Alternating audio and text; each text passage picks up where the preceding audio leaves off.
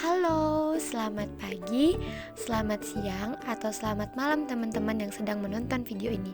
Assalamualaikum warahmatullahi wabarakatuh. Perkenalkan, nama saya Dila Wahyuni, biasanya dipanggil Dila, dengan NIM D1A01978 dari kelas C Agroekoteknologi Fakultas Pertanian Universitas Jambi. Nah, pada video kali ini saya akan menjelaskan tentang bagaimana sih pemberdayaan kelompok tani itu dan apa saja sih tujuan-tujuannya. Nah, video kali ini ditujukan untuk mata kuliah penyuluhan pertanian. Sebenarnya penyuluhan pertanian itu apa sih? Teman-teman, penyuluhan pertanian itu merupakan proses pembelajaran bagi pelaku utama serta pelaku usaha agar mereka mau dan mampu menolong dirinya dalam mengakses informasi pasar, teknologi, dan sumber daya lainnya sebagai upaya untuk meningkatkan produktivitas, efisiensi usaha, pendapatan, dan kesejahteraan petani untuk meningkatkan taraf hidupnya. Oh iya, yang harus kita ketahui bahwa fungsi penyuluhan pertanian itu banyak banget teman-teman. Tapi intinya penyuluhan pertanian itu pertama sebagai proses pendidikan, dua sebagai proses perubahan, ketiga penyuluhan pertanian itu juga sebagai proses penerangan, dan yang terakhir penyuluhan sebagai proses pemberdayaan. Teman-teman, semenjak pemerintah Indonesia itu memberlakukan adanya otonomi daerah, nah pemerintah itu telah merencanakan nih adanya gerakan pemberdayaan kelompok tani untuk pembangunan daerah, pengentasan penduduk miskin, pengembangan sumber daya manusia, juga peningkatan dan penguatan kelembagaan usaha kecil dan hampir di seluruh Indonesia. Nah, oleh karena itulah teman-teman, pemberdayaan kelompok tani ini akan sangat dibutuhkan oleh banyak petani kita. Pemberdayaan itu berasal dari kata dasarnya yaitu daya, yang berarti kekuatan atau kemampuan. Sehingga secara tidak langsung arti pemberdayaan ini membahas bagaimana individu, kelompok ataupun komunitas berusaha mengontrol kehidupan mereka sendiri dan juga mengusahakan untuk membentuk masa depan mereka sesuai dengan keinginan mereka. Nah, pemberdayaan ini akan diarahkan pada terwujudnya masyarakat madani atau masyarakat yang beradab dan mandiri. Tahu gak sih, gara-gara adanya pemberdayaan ini membuat kita yang awalnya jadi tidak tahu menjadi tahu, dan informasi yang kita miliki itu jadi lebih luas, pengetahuan kita jadi sangat banyak dengan adanya pemberdayaan ini teman-teman. Ngomong-ngomong udah panjang lebar ngomong nih ya, siapa sih sasaran dari pemberdayaan ini? Check it out!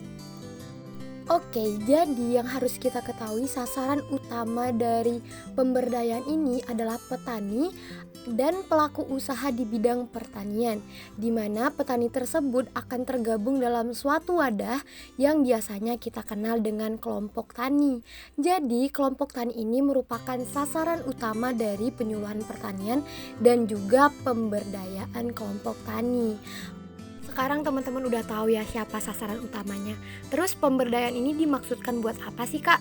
Jadi pemberdayaan ini dimaksudkan untuk memperbaiki kualitas atau memperkuat kapasitas, yaitu yang pertama ada kapasitas individu, di mana kapasitas individu ini tentang bagaimana individu tersebut menjawab masalah-masalah yang ada di sekitarnya.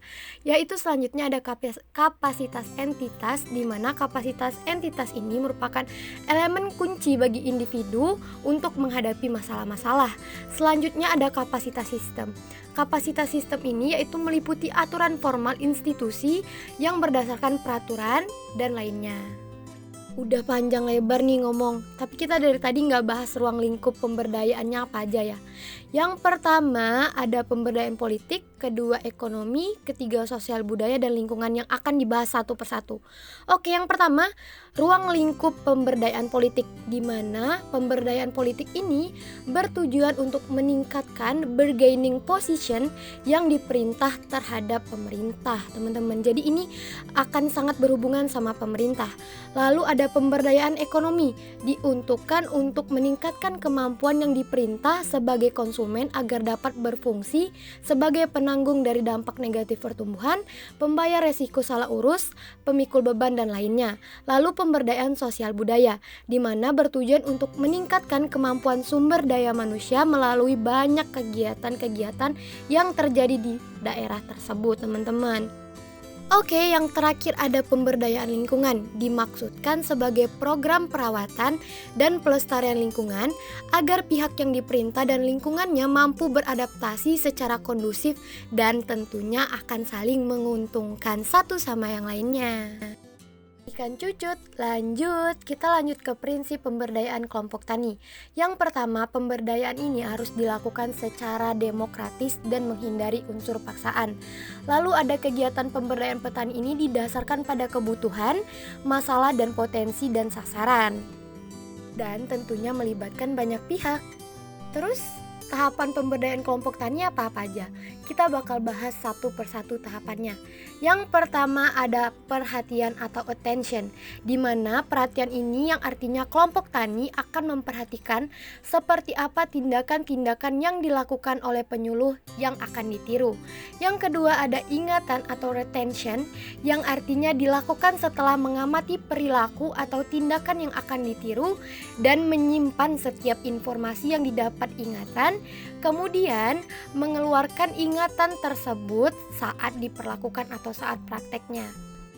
Yang ketiga ada reproduksi atau motorik, di mana hal ini dapat menegaskan bahwa kemampuan motorik seseorang juga mempengaruhi untuk memungkinkan seseorang itu meniru suatu perilaku yang dilihat baik secara keseluruhan ataupun hanya sebagian. Dan yang terakhir ada penguatan atau motivasi. Nah, hal ini akan sangat penting karena dapat menentukan seberapa mampu sih kita mampu melakukan peniruan, namun penguatnya dari segi motivasi. Bagaimana ya? Pertama, kita dapat melakukan pendekatan dengan kelompok tani di pedesaan, di mana untuk mencapai hal ini bisa memanfaatkan peran penyuluhan pertanian, di mana penyuluhan ini akan melakukan kegiatan pendekatan kelompok, pembinaan kerjasama antar individu petani dalam proses belajar mengajar, lalu memberikan penyuluhan dan pelatihan, di mana penyuluhan ini merupakan suatu upaya untuk mengubah perilaku petani agar mengetahui dan memiliki kemampuan memecahkan masalahnya sendiri dalam usaha meningkatkan hasil usaha serta taraf kehidupannya, dan dilakukan dengan pelatihan atau praktek di lapangan secara langsung. Lalu membuka akses pasar bagi petani. Akses pasar yang luas ini akan sangat membantu petani untuk membangun jiwa bisnis dalam dirinya, serta melatih petani untuk menganalisa usaha tani dan melihat peluang pasar secara lebih maksimal. Jadi sangat penting loh teman-teman. Dan yang terakhir mengenalkan petani software, di mana di zaman serba digital sekarang, penggunaan software maupun aplikasi tentu saja sudah sangat beragam dan dikenal luas. Oleh karena itu, petani itu butuh penyuluh ini untuk menambah informasi dan juga mengajarkan kepada tani tentang gimana sih software tersebut. Teman-teman, pemberdayaan kelompok tani ini bakal sangat efektif apabila yang pertama, kita dapat menciptakan sistem yang kondusif dalam lingkungan kelompok seperti saling mempercayai, saling mendukung, dan juga adanya pembina yang baik sehingga tidak mengalami kegagalan. Lalu adanya peran aktif anggota dan memiliki aturan di mana aturan ini dibuat untuk ditaati. Dan yang terakhir, melaksanakannya secara bersama-sama karena tidak bisa satu pihak saja. Di sini ada 5 jurus pemberdayaan kelompok tani, di mana yang pertama adalah kemampuan merencanakan kegiatan untuk meningkatkan produktivitas usaha tani. Lalu ada kemampuan melaksanakan dan menaati perjanjian dengan pihak lain.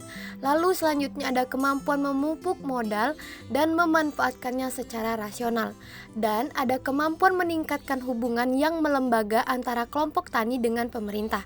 Dan yang terakhir, kemampuan menerapkan teknologi dan memanfaatkan informasi serta kerjasama kelompok dengan baik. Jadi ini harus diterapin nih 5 jurus ini.